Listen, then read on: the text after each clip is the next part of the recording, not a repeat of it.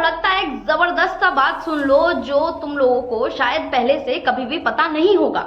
जो अपने परेश रावल जी है ना, जी हाँ, वही एकदम बाबू भैया, बाबू राव, वही उनको मुन्ना भाई एमबीबीएस में डॉक्टर अस्थाना का रोल मिला था। जी हाँ, वही वाला रोल जो इतना ज्यादा वायरल हो गया मीम की दुनिया में। तो मतलब बमन ईरानी का वो जो रोल है ना, वो बादशाह है, एक तरह से आइकॉनिक रोल है। लेकिन उन्होंने वो रोल के लिए मना कर दिया था। और रीजन क्या था? सिर्फ पैसे का नहीं बल्कि एटीट्यूड का मामला था भाई। एक इंटरव्यू में अभी उन्होंने बोला है अपने कि परेश रावल जितना बड़ा और साफ सीधा जवाब देते हैं उतना बड़ा और कोई जवाब नहीं दे सकता है। एक इंटरव्यू में मीडिया को परेश रावल ने बोला, सीधा साफ जवाब दिया है और बोला है कि मैं मुन्ना भाई करने वाला था, लेकिन जब रेम्यूनरेशन की बात चल रही थी मेरे दिमाग में था कि भाई 15 लाख मैं इस चीज़ के लिए लेने वाला हूँ, इस रोल के लिए। विदु विनोद चोपड़ा जो उस फिल्म के डायरेक्टर थे, उन्होंने भी यही ऑफर किया था। लेकिन जिस अंदाज में उन्होंने मुझे वो बात बोली थी, मैं तुझे 15 दूंगा, इस बात से मैंने इतना ज़्यादा इरिटेट हो गया था कि अब भाई बात 15 लाख की नहीं थी, लेकिन जिस तर्ज पे आपने मुझे जवाब दिया है वो चीज़ मुझे चुभ गई। बेसिकली उनको उनका एटीट्यूड चुभ गया था और उन्होंने बोला कि अब पैसे की बात नहीं है, मैं काम नहीं करूँगा तुम्हारे साथ तो नहीं करूँगा।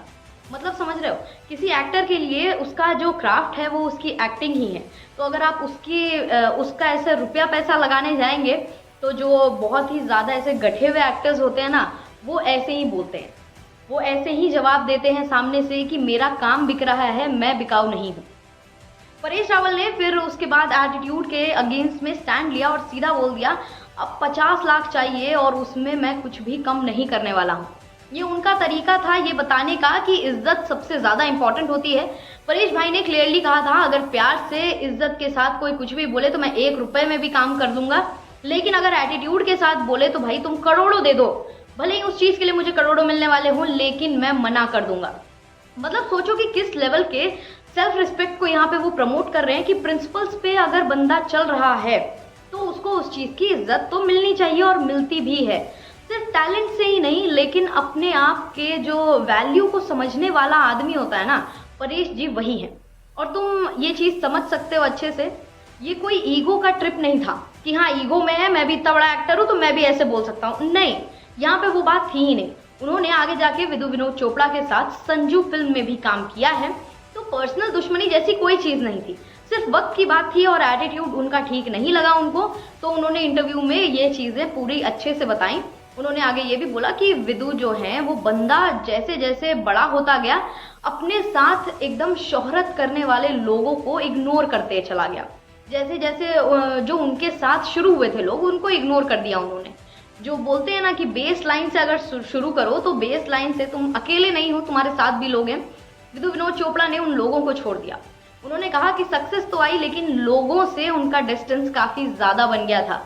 ये चीज परेश रावल ने विदु विनोद चोपड़ा के बारे में कही है।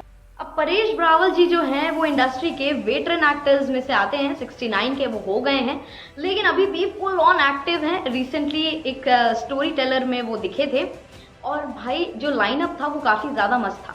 हाउसफुल 5, भूत बंगला, थामा और सबसे इम्पोर्टेंट हेरा फेरी 3, मतलब कई सारे प्रोजेक्ट्स उनके अभी तक बचे हुए हैं। और जो उनका बाबू भैया वाला धमाका करने वाला जो उनका रोल था वो आज भी हर मीमर के लिए वो फोटो ही, उनकी सारी विजुअल्स ही एक ड्रीम है। सोचो अगर